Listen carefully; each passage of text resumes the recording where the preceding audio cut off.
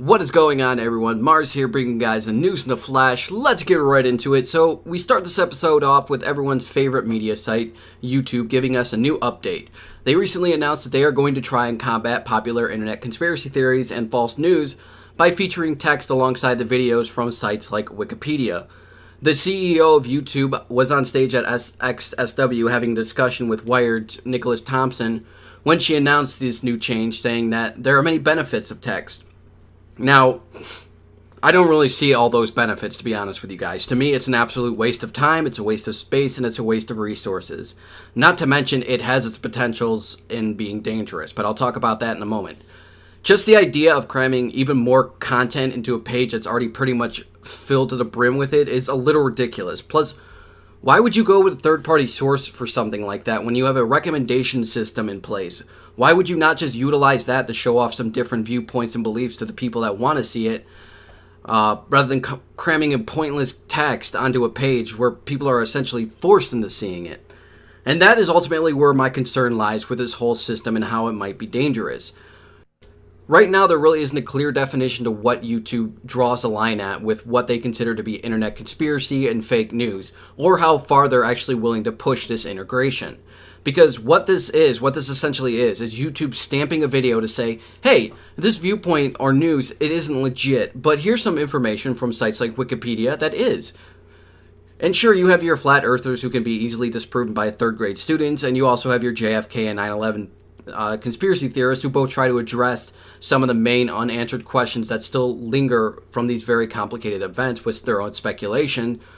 But what about situations that YouTube doesn't agree with, especially in regards to politics? It is well known throughout the platform that Google and YouTube have both fallen on the Democratic side of the two parties, and whether by outside influence or by their own judgment, they have made some questionable changes in terms of the restrictions and monetization of videos due to this.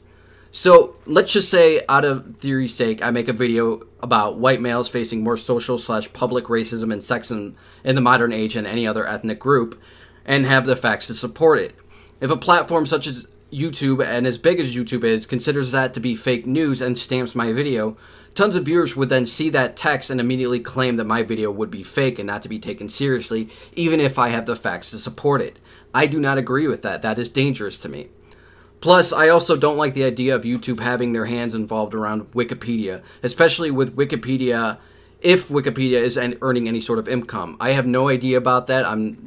If I learn anything about it, I'll let you guys know, but as soon as income becomes a factor, it immediately means that YouTube has some sort of leverage on them. Right now, though, nothing has been finalized, and the Wikimedia Foundation has stated that they're not in a formal partnership right now with YouTube. They weren't even given an advanced notion that the integration would have been announced on stage.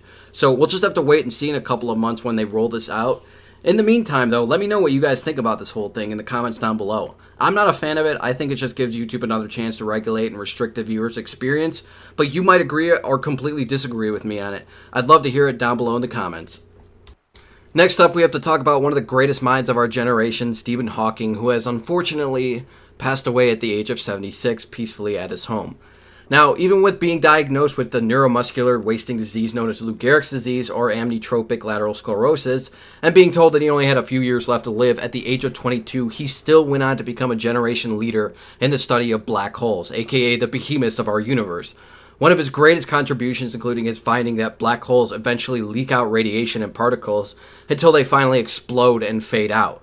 Plus, this dude had a hell of a sense of humor to him, where it's reported that if he didn't like you, he would just run over your toes with his wheelchair. Anyways, I left an article down below from the New York Times that goes in a lot more details into his entire life, which I think if you guys aren't interested in that at all, you should check it out. It's definitely worth the read, but he will definitely be missed. Call of Duty World War II has announced their new event, Operation Shamrock and Awe. Now, instead of their previous event where you got these special event crates by completing contracts and mission, they added this whole bunch of new items to the regular supply drops. This includes new camos, weapon charms, outfits, weapon variants, and they also put in 2 new guns that can be either earned through missions or supply drops. World War II is probably one of my favorite games of 2017-2018, so I am loving that they keep putting in these new free content. Plus, grab your pitchforks because I'm about to say something you're all about to hate. I honestly think that Blizzard should take a leaf out of Sledgehammer's book here with how they handle loot boxes and when it comes to Overwatch. And I think that Blizzard should make individual objectives like the contracts in this game that players can complete to earn more loot boxes instead of having players earn like one loot box from leveling up after hours and hours of gameplay. It's one of the reasons that this game is slowly draining on me and why I don't play it as often as I do, but I'm still playing Call of Duty World War II like on a daily basis. Either way around, check out the trailer below if you guys are interested. Parkway Drive has announced they're releasing their new album, Reverence, on May 4th. And with that announcement, they also released a new single, The Void, in the form of a music video, which you guys can check out below. And damn it, I need a tour from them. I need a tour from them soon. Breaking Benjamin has announced they are heading on a new tour, though, that kicks off in April and then runs into May. Check out the dates for that below. Alice Cooper has announced that he'll be heading on a new summer tour that kicks off in August and then runs all the way through the month and into September. Check out the dates for that below. And finally, we have Between the Buried and Me, who dropped a new music video, Millions, and Judas Priest, who dropped their new music video, Spectre. Be sure to check out both of those down below. Thank you all for joining me for this episode.